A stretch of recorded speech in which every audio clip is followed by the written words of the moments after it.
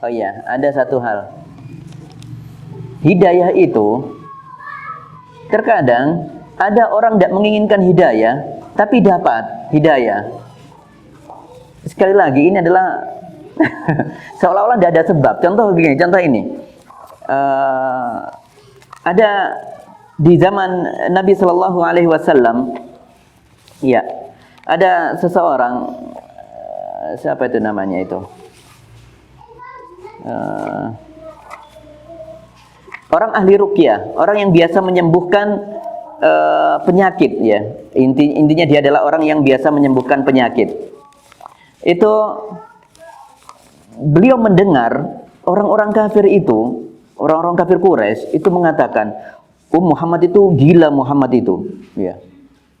Dimat namanya, Dimat dari suku Azdi, ya. Dimat dari suku Azdi. Dia itu mendengar omongan-omongan orang, oh, Muhammad itu orang gila, itu orang penyihir, orang gila dan ini dan ini. Dia punya banyak penyakit, dia itu ngomongnya nggak karu-karuan.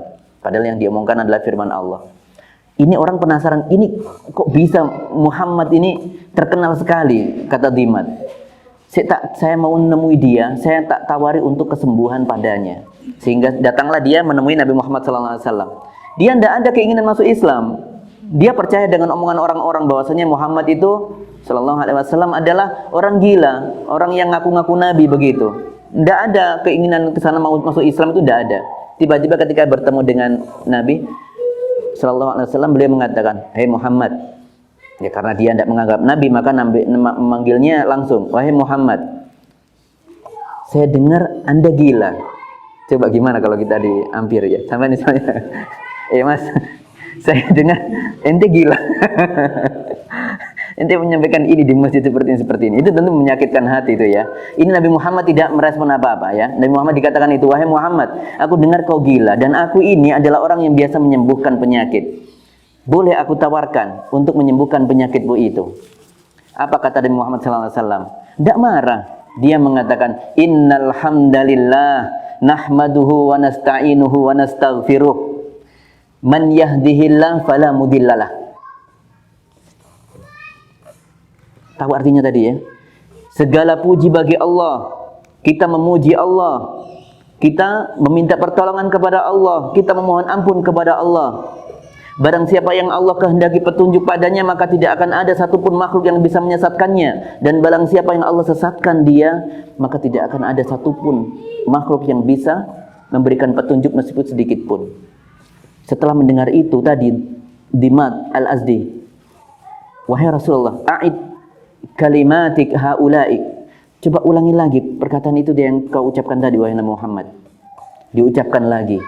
Untuk ketiga kalinya, sekali lagi ya Rasulullah, saya ingin mendengarkan kalimat haula'i, apa kalimat yang kau ucapkan tadi itu.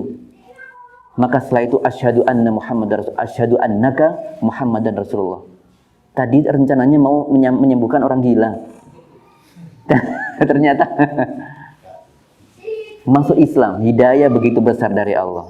Ada lagi contoh lain itu. Orang tawanan, jadi Nabi SAW pernah mengirim pasukan ke kota Najd saat itu, ya, ke kota Najd. Kemudian menawan seseorang, namanya Sumamah bin Usal, ya. Sumamah bin Usal. Setelah ditangkap di Najd, dibawa ke Madinah, diikatlah di masjid. Ini tawanan musuh ini ya. Diikat di masjid Sumamah ini. Kemudian setelah di masjid itu ditawan, besok paginya ditanya oleh Nabi Muhammad SAW, "Wahai Sumamah, madza indak? Ma indak? Apa yang kau ingin sampaikan?" "Wahai Muhammad, ketahuilah, aku ini jika engkau membunuhku, maka aku punya bala tentara di sana. Aku punya kaum di sana yang siap membalaskan dendam untukmu ini. Dan kalau kau menyelamatkan aku, kau membebaskan aku, maka kau membebaskan orang yang mudah berterima kasih, orang yang mudah membalas jasa." Seperti itu. Ya. Kalau kau ingin harta, minta berapa harta yang kau inginkan, aku pasti akan kasih. Tapi kau harus membebaskan aku. Enggak didengarkan oleh Rasulullah, ditinggal. Besok harinya Sudah nggak sesumbar tadi. Kalau tadi kan ngomong, saya punya kaum di sana, siap membahaskan. Hari kedua ditanya oleh Nabi Muhammad SAW, apa yang kau ingin sampaikan wahai Sumama? Sumama menjawab, kalau engkau ingin membebaskan aku, maka aku adalah orang yang pasti berterima kasih gitu. Ya, yang pertama sudah tidak diucapkan, ya, sudah mulai lunak.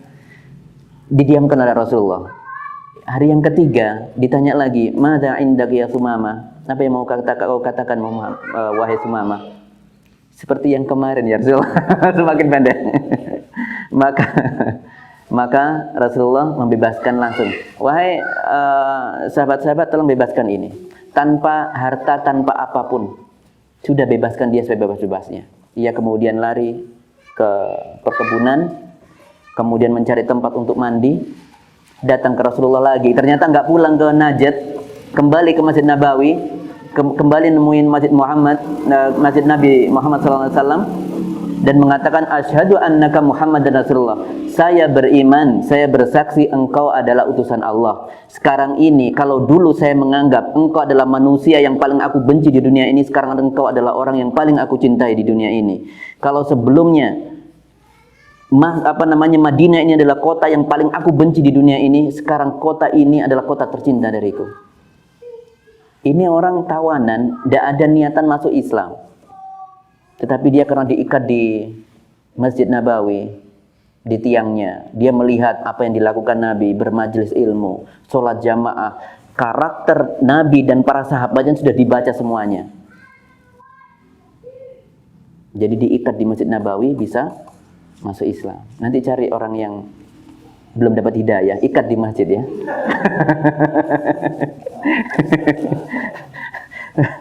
Supaya tahu di sana itu ada sholat jamaah, ada kajian gitu ya. Nanti dapat hidayah kayak Sumama nanti. Baik, jadi hidayah itu terkadang ada yang tidak minta, orang tidak minta, tidak ngoyo-ngoyo, ternyata dapat. Kembali lagi, tetapi bukan tanpa sebab ya ikhwah ya. Semuanya ini pasti ada sebabnya, cuman gaib sebabnya. Di antaranya mungkin adalah orang tuanya yang tulus mendoakan anaknya. Ya, orang tuanya mungkin mendoakan, mungkin temannya, subhanallah. Orang buruk, orang jahat, orang kriminal. Kalau ada temannya satu baik, biasanya mendoakan untuknya, semoga temanku dapat hidayah. Jangan-jangan karena itu dia dapat hidayah, itu loh ya. Tapi semuanya hidayah itu pasti ada sebabnya. Entah dari dirinya atau dari orang lain yang mendoakannya. Wallahu a'lam bishawab. Donasi dakwah Malang Mengaji. Ayo, ambil bagian untuk dakwah melalui rekening berikut ini bersama umat berbagi manfaat.